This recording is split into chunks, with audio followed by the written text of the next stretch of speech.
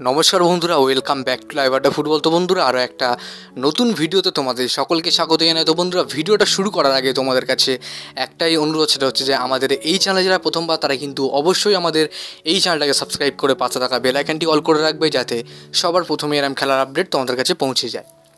তো বন্ধুরা, ভিডিওটা শুরু করার আগে তোমাদের কাছে একটা রিকোয়েস্ট করবো, যারা প্রথম এসে আমাদের এই চ্যানেল তারা কিন্তু অবশ্যই চ্যানেলটাকে সাবস্ক্রাইব করে দাও, এবং যারা আমাদের এই ভিডিওটা ফেসবুক থেকে দেখছো তারা কিন্তু অবশ্যই ফেসবুকে একটা করে লাইক এবং প্রোফাইলটাকে ফলো করে নাও।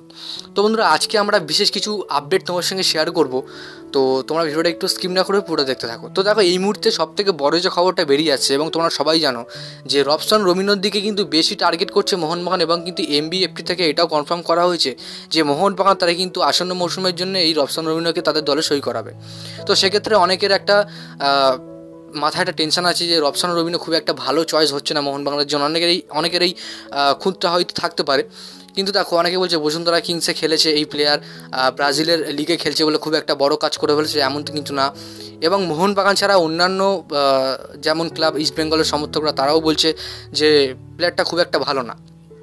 তো দেখো, প্লেয়ারটা ভালো হোক বা না ভালো, আমাদের থেকে কিন্তু ভালো বুঝবে ম্যানেজমেন্ট। তো সেক্ষেত্রে যেটুকু খবর আমার কাছে পাওয়া যাচ্ছে, দেখো, রবসন রবিনোর পরেও কিন্তু মোহনবাগানের আরও একটা বিদেশি লাগবে। তো সেক্ষেত্রে টম অ্যালডারওয়েটকে কিন্তু মোহনবাগান ছেড়ে দেবে। তো তার বদলে কাকে আনবে, অর্থাৎ মোহনবাগান কাকে আনবে?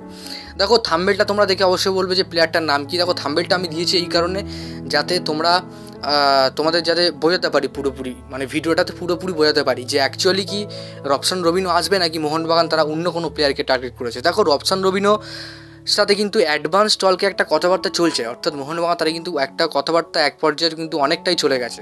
তো সেক্ষেত্রে অনেকে বলছে যে কথাবার্তা এগোয়নি, এটা কিন্তু ভুল কথা।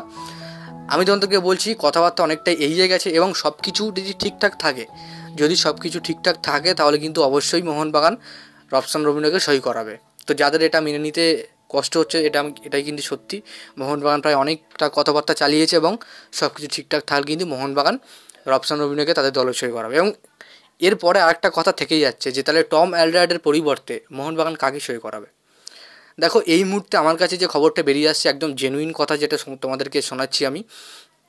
দেখো, মোহনবাগান তারা কিন্তু স্কটিশ লিগ থেকে, অর্থাৎ স্কটল্যান্ড থেকে একটা প্লেয়ারকে টার্গেট করছে, এবং প্লেয়ারটার মার্কেট ভ্যালু কিন্তু প্রায় 3 কোটি টাকা হবে সামথিং, এমন প্লেয়ারকে তারা টার্গেট করছে। প্লেয়ারটার বয়সও কিন্তু খুবই কম, জেসন কামিংসের মতন বয়স, 27-28 বছরের প্লেয়ার, সাইড ব্যাক পজিশানে খেলে, এবং পাশাপাশি তিনি কিন্তু রাইট ব্যাক পজিশনেও খেলেন। তো প্লেয়ারটার সাথে মোহনবাগান কথাবার্তা চালাচ্ছে, খুব একটা আগাগোড়া কথা হয়নি, তবে ঠিকঠাক থাকলে কিন্তু মোহনবাগান তাকে সই করিয়ে নেবে, এবং প্লেয়ারটার নাম কিন্তু তোমাদেরকে আমি কালকে বলবো। যাক বন্ধুরা, আজকের জন্য ভিডিওটা এতটাই ছিল। ভিডিওটা ভালো লাইক করে দিও, এবং চ্যানেলে প্রথমবারের জন্য হয়তো চ্যানেলটাকে সাবস্ক্রাইব করে পাশে থাকা বেল আইকনটি অল করে রেখো। ধন্যবাদ।